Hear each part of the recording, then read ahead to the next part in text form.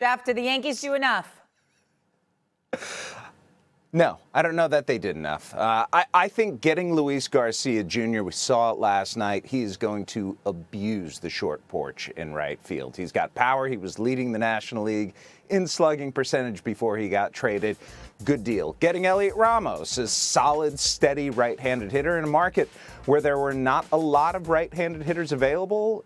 Again, good, and it gives you insurance in case Aaron Judge doesn't come back. I know Elliot Ramos is not Aaron Judge. If Aaron Judge doesn't come back, these Yankees are in trouble for a long postseason run. But I get back to this. Even though they did not get the right-handed hitting catcher that they were looking for, it was going to be more of a platoon role with Austin Wells. To me, the bigger deal was the right-handed reliever or a left-handed reliever or some kind of leverage reliever to just deepen that bullpen a little bit. And we saw Angel Chivali last night give up, 6 runs and blow the game wide open. That's the kind of loss that the Yankees just cannot have at this point when they're chasing the Tampa Bay Rays and when they've got the Boston Red Sox hot on their heels. I want America to hear what Jeff Passan has just said.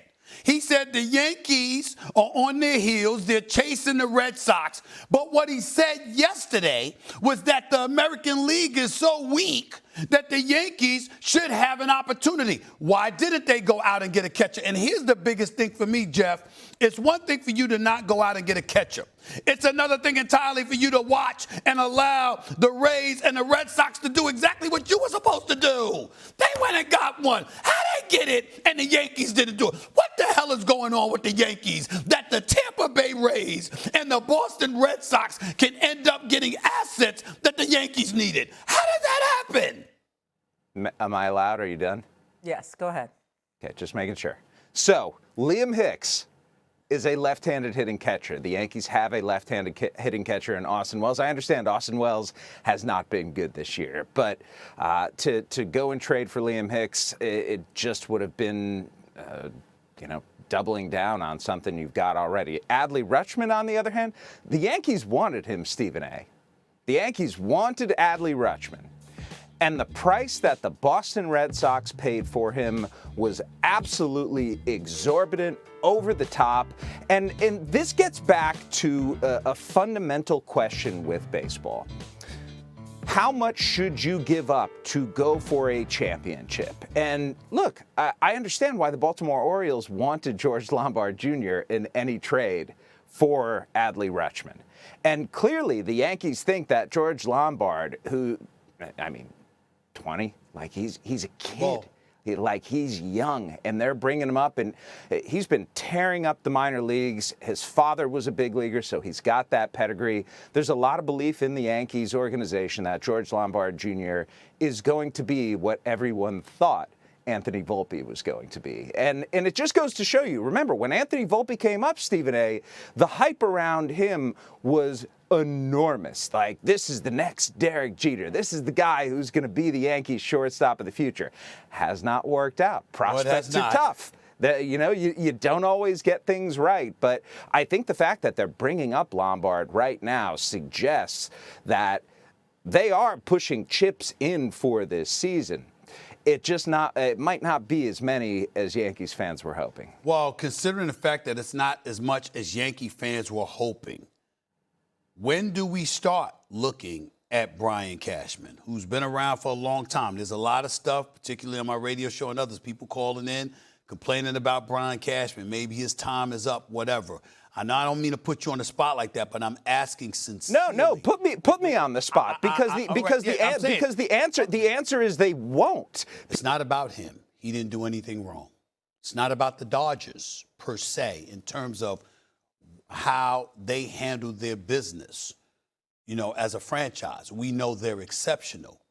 It's about the overall health of the league and what's illuminated to highlight what's plaguing them right now.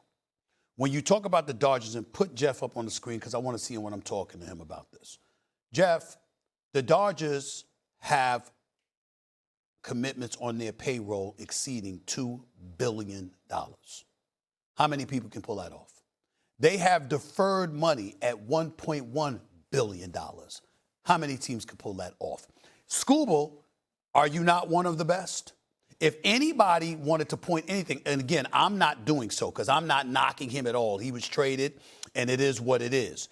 But the point is that if this were basketball, we would talk about Kevin Durant and the balance of power when he went to Golden State. We would talk about LeBron and the balance of power when he went to Miami or when he went back to Cleveland or whatever the case may be. Now people are looking at that in Philadelphia, even though I don't think there's credence to that. The point that I'm trying to make is that Skubal has joined a Los Angeles Dodgers squad that has 8 dudes with 9-figure contracts. 8. Shohei Ohtani, Mookie Betts, Yamamoto, Tucker, Snell, Freeman, Will Smith, and Tyler Glasnow. 8 different dudes with 9-figure contracts. And here he comes on top of it. They've got depth. And then what do the Dodgers give up to get him? They gave up prospects. Not one of those individuals that I just read off departed so Skubal can arrive. So along the way, there's a specter of inequity. Maybe unfairness is extreme because that's casting aspersions on the Dodgers, and that shouldn't be the case. But clearly there's an inequity because you can do what almost no one outside of the 2 teams in the New York market can do. And that's where it becomes problematic. Why is it problematic? Because we got a collective bargaining negotiation coming up, where a deal like this empowers the owners to believe it buffers their argument for the need for a salary cap and a salary floor because they're the only league in North American sports that doesn't have either. And that is going on. And in the midst of this happening is while that's on the cusp of taking place. So again, he's right from the standpoint of other teams could have done it. He's right from the standpoint that the Dodgers didn't do anything wrong. He didn't do anything wrong. But you're going to be saying that come next December when a lockout takes place and April comes and the season doesn't start on time and God forbid months continue to follow where the games are not taking place and ultimately we're going to be hearing about the potential of the cancellation of the World Series. This ain't 1994 now. I'm thinking about Jeff Passan and the exceptional job that him and everybody covering baseball, because I think we've got the best people in the business covering baseball. I'm thinking about the fact that you guys busting your tail, covering this sport, working hard, doing everything that you got to do. You're not going to have a sport to talk about. Why? Because in 1994, when they canceled the World Series, even back then, correct me if I'm wrong, didn't it take Mark McGwire and Sammy Sosa chasing Roger Maris's single-season home run record to resurrect the sport? People were so disgusted they had turned their backs on baseball, and it took that riveting scenario to bring people back. Well, that was before the advent of social media. It was before streaming. It was before the Amazons and the Netflixes and everything else came into fold. People got other stuff that they can turn to for their forms of entertainment. And for this to happen while baseball is thriving, the rules changes and how there's been an infusion of athleticism back into the sport and this reliance upon the long ball in order to really get, just get everybody even that much interested in the sport. That's not necessary any longer. You got base stealing, you got singles and doubles, you got folks doing all of this type of stuff in baseball that has really galvanized the sport and uplifted the sport in the mind's eye. And this is happening now. I think Skubal, respectfully, because I ain't knocking him and he deserves his money and the Dodgers didn't do anything wrong in terms of the rules. But I think they're being short-sighted. You're not thinking about the profound impact this will have on collective bargaining negotiations. Yes, the owners are going to dig their heels in. They were going to do that anyway. I understand that. But you gave them more fodder. You gave them more ammunition. And when you do something like that and you don't hear any of the players talking about that, that's when you get this impression their head is in the sand. You're not thinking about the big picture. You're thinking about you and your particular team as opposed to the overall health of the sport. Money doesn't buy championships. Money buys the ability to make mistakes.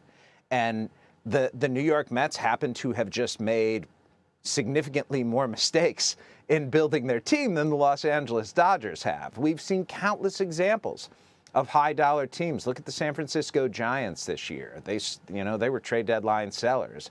They have been mediocre at best this year. And look at the Tampa Bay Rays and the Milwaukee Brewers with their low payrolls. They've been among the best teams in baseball this year. The question ultimately is going to come down to this, Stephen A. Is a salary cap the right way to address this inequity? Or is there some sort of a compromise that can be found that will get baseball back on the field by opening day? I'd like to believe that the latter is something that everybody can come to terms on. But right now, owners are capitalizing on this moment. You're right. They like this because it does buttress their argument that a salary cap, or at least something, needs to be in play in order to keep these teams that have the greater financial resources from exploiting them when compared to those that just have lesser revenue. Is a salary cap the right way to do that? No. Well, the players sure don't think so, Stephen A., and we have to acknowledge that the players' side of this is important too, because they are the other side of this negotiation. Really quick comment, Shay and Jeff. The reason the Dodgers, this is what I'm talking about, not thinking about the overall health of the league. Most teams in the NBA, you know what, there's a first apron, there's a second apron, right. You're going to pay a penalty. Their structure. Well, the Dodgers are going to pay $180 million minimum in their luxury tax bill. They don't care. They don't. And so when that's the and because they don't care. And because they don't care, that's exactly why you got people in a position to clamor for a salary cap.